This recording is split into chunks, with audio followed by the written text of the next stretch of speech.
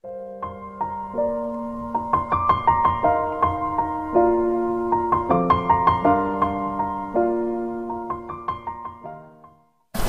Maha Pemberi rezeki. Kita nggak boleh khawatir. Kalau kita, apa arti yakin dalam bahasa Arab? Istilahnya apa? Percaya dalam bahasa Arab istilahnya apa? Iman. Iman itu dari bahasa aman, yang artinya nyaman. Tidak ada rasa gundah, tidak ada gangguan, tidak ada zilzal, guncangan, tidak ada raib, keraguan-raguan, aman. Maka orang yang beriman hatinya aman. Orang yang beriman hatinya tentram. Orang yang beriman hatinya nyaman.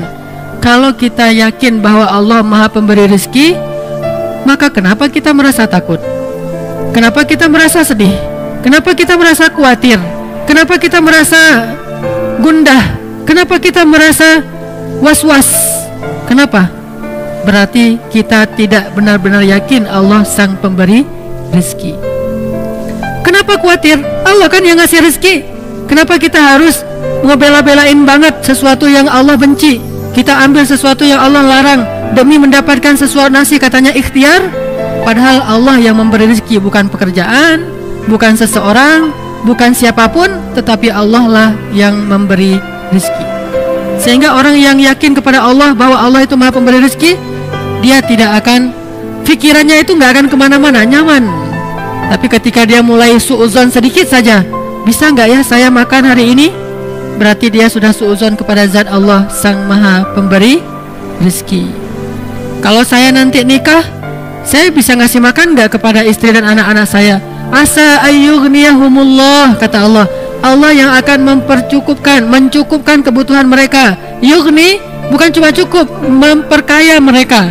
Ngapain lagi khawatir? Yang penting laksanakan perintah Allah. Kalau Allah bilang kerja, ya kerja. Allah bilang cari yang halal, ya cari yang halal. Setelahnya nggak usah khawatir. Maka belajar akidah itu nomor 1 dalam agama. Namanya fiqhul akbar, fikih terbesar. Baru setelahnya ada fikih asghar, yaitu ibadah dan muamalah. Fikih yang paling besar, orang Indonesia itu jarang belajar. Baru masuk ke musola, ke masjid, anak kecil baru TK atau SD langsung diajarkan tentang sholat. Fikih kecil. Diajarkan tentang akhlak, fikih kecil. Sedikit yang diajarkan tentang akidah, yang itu adalah fikih besar. Sehingga walaupun dia udah sholat, walaupun dia udah tahu tentang ibadah, tapi dia belum punya keyakinan yang kuat sehingga gampang galau. Muncullah generasi galau. Kenapa? Nggak ada akidahnya. Coba lihat di Mekah, ayat-ayat yang turun di Mekah, apa isinya? Akidah akhirah, akidah akhirah, akidah akhirah. Iman kepada Allah, iman kepada hari akhir. Itu aja terus isinya. Baru nanti setelah di Madinah muncul sholat yang sudah 5 waktu. Walaupun dia menjelang hijrah ke Madinah, sholat 5 waktu, kemudian puasa, kemudian zakat, kemudian jihad, kemudian menutup aurat, hijab, kemudian haji, umrah di Madinah. Kalau sholat menjelang Madinah, walaupun sholat itu udah ada sejak awal risalah, tapi dikonsep dalam bentuk 5 waktu menjelang ke Madinah. Intinya syariat itu baru muncul setelah sampai di Madinah. Sebelumnya akidah akhirah, akidah akhirah. Coba lihat ayat-ayat tentang yang di juz amma, rata-rata akhirah, akidah. Ini menunjukkan bahwa yang harus kita bangun terlebih dahulu adalah jangan suuzon sama Allah. Kalau kita udah nggak suuzon sama Allah, insya Allah kita nggak akan suuzon sama manusia. Kita tidak akan menjelek-jelekkan manusia. Kenapa? Bagaimanapun juga dia adalah ciptaan Allah. Makanya salah satunya yang paling gampang, misalnya Allah Maha Pemberi rezeki. Udah, kenapa ragu? Kenapa kita bilang ini jangan, ini nggak boleh, pekerjaan ini haram, tapi keuntungannya gede? Berarti makin gede dosanya. Udah, tinggalkan saja pekerjaan ini, ambil pekerjaan lain yang halal. Terus saya mau makan apa? Nah, ini yang nggak yakin sama Allah nih, iftira. Ini suuzon sama Allah. Kalau misalnya dikatakan ini haram Ustaz, haram. Tanya lagi ke Ustaz lain, Ustaz ini halal nggak? Haram. Ustaz ini halal nggak? Haram. Dalilnya jelas. Ya sudah, mulai hari ini juga saya langsung akan resign. Saya akan minta berhenti. Bahkan uang pensiunnya pun saya nggak berani makan. Kalaupun saya ambil, saya kasih ke fakir miskin, tapi saya tidak akan makan. Kenapa? Saya tahulah Allah yang Maha Pemberi rezeki. Falima syak. Lalu kenapa ragu? Kenapa was-was? Kenapa khawatir? Gara-gara kurang yakin kepada Sang Pemberi rezeki.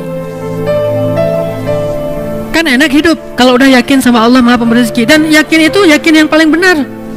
Kalau keyakinan kepada selain Allah, keyakinan yang palsu. Hari ini kita mendapatkan bukti, besok udah nggak ada lagi bukti itu, dia sudah mengecewakan. Tapi kalau yakinnya kepada Allah, Allah Maha benar. Kita sering mendengar itu, shadaqallah. Bahkan kalau ada orang yang ngaji lupa bilang shadaqallahul-azim, kita protes. Tapi kita nggak percaya sama Allah, itu aneh tuh. Ada orang ngaji, kan shadaqallahul azim itu bukan bagian dari ayat ya. Jadi kalau kita habis ngaji bisa bilang shadaqallahul azim itu dengan keras atau pelan. Nggak harus shadaqallahul azim, itu kan qori. Kan kita nggak harus gitu. Kita bisa baca misalnya wasa'at masira, shadaqallahul azim. Bisa. Atau bareng-bareng shadaqallahul azim semuanya, kan bisa kan? Namanya juga bukan ayat. Kalau lupa dibaca pun tidak dosa. Tapi karena luar biasa ya kita ya, hebat. Kalau ada yang lupa bilang shadaqallahul azim, Ustaz kok tadi nggak pakai shadaqallahul azim? Tapi giliran dikatakan yang tadi Allah Maha Pemberi rezeki, tinggalkan pekerjaan itu. Terus nanti saya makan apa? Mana shadaqallahul azim? Mana yang dia bilang Allah itu Maha benar? Udah gitu terjemahannya salah lagi kan? Maha benar Allah dengan segala firman-Nya. Padahal apa? Maha benar Allah yang Maha Agung. Oh kok gitu Ustaz? Kan udah berpuluh-puluh tahun sejak zaman Soekarno kita udah Maha benar Allah dengan segala firman-Nya. Itulah orang kita, kalau udah jadi kebiasaan nggak mau lagi diubah, takut dengan perubahan. Dia bilang nggak boleh fanatik. Kenapa fanatik kepada yang nggak benar? Kenapa nggak berfanatik kepada yang benar? Itu aja udah terjemahannya salah. Dan terus kenapa juga harus kalau ada qori itu terus sari tilawah harus perempuan? Mentang-mentang gara-gara istilahnya sari gitu harus perempuan? Shadaqallahul azim. Udah sebelahnya aku berlindung dari godaan setan, nunjuk lagi tuh. Yang terkutuk. Ini kenapa harus gini gitu loh?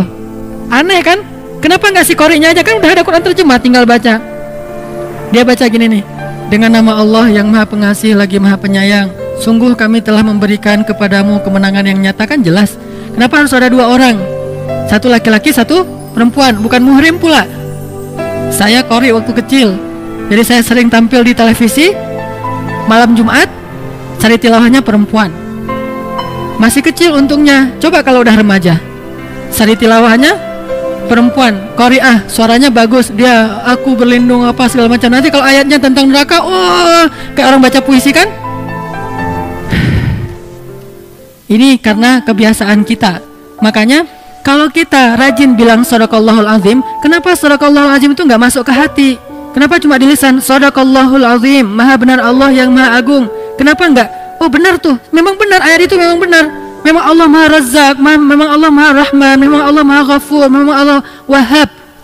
Jadi kalau misalnya dia belum dapat anak, berdoa lagi, berdoa supaya Allah kasih anak. Udah berdoa, bukan udah, nggak ada cerita udah berdoa, terus berdoa. Kenapa? Kalau nggak dikasih anak nanti dikasih di mana? Di surga. Emang di surga ada anak? Hadis riwayat Tirmidzi, baru aja kemarin saya baca. Kata Nabi, ketika seseorang menginginkan anak di surga, hari itu juga istrinya hamil dan melahirkan tanpa rasa sakit. Hadis riwayat Tirmidzi. Abu Dawud, ketika seseorang menginginkan anak di dalam surga, hari itu juga istrinya hamil dan melahirkan tanpa rasa sakit dan tanpa menghilangkan keperawanannya. Lahir anaknya. Berarti kita punya anak banyak di surga? Punya anak banyak. Makanya nggak usah berputus asa, minta aja anak. Rabbi habli minas salihin, Rabbi habli min ladunka waliya, waj'alhu Rabbi radiyya, Rabbi habli min ladunka dzurriyyatan thayyibah, Rabbana hab lana min azwajina wa dzurriyyatina qurrata a'yun. Kok belum Ustaz? Ala inna nasrallahi qarib, innallaha sami'ud du'a, Rabbi habli minas salihin, Rabbi habli minas salihin. Terus saja minta. Kenapa? Allah kita yakin Sami', Maha mendengar. Dan kita yakin, kata Nabi dalam hadis qudsi, Allah berfirman, aku malu kalau melihat hambaku mengangkat kedua tangannya lalu aku tidak mengabulkan doanya, itu aku malu. Maka kalau kita yakin sama itu, terus saja minta. Allah nih pasti malu nih nggak ngabulin. Allah beri saya anak, pasti Allah malu, pasti Allah mendengar. Tapi kalau kita bilang Allah dengar nggak ya, itu suudzon. Allah mau ngasih nggak ya, saya khawatir Allah nggak akan ngasih, itu suudzon. Karena Allah sendiri mengatakan Aku ujibu da'watad da'i idza da'ani. Aku pasti mengijabah. Pasti aku akan memberikan apa yang mereka minta. Maka mintalah ke Allah. Kalau kita ragu, Allah ngasih nggak ya? Allah mendengar nggak ya? Berarti kita udah su'udzan terhadap Allah, iftira. Padahal Allah sami'ud du'a. Allah wahhab, maha pemberi. Allah syakur, maha menghargai. Allah razzaq, maha memberi rezeki. Ini gak boleh kita ragukan sedikit pun, sampai nanti kita malah bersuudzon kepada Allah. Mengurangi hak Allah itu gak boleh.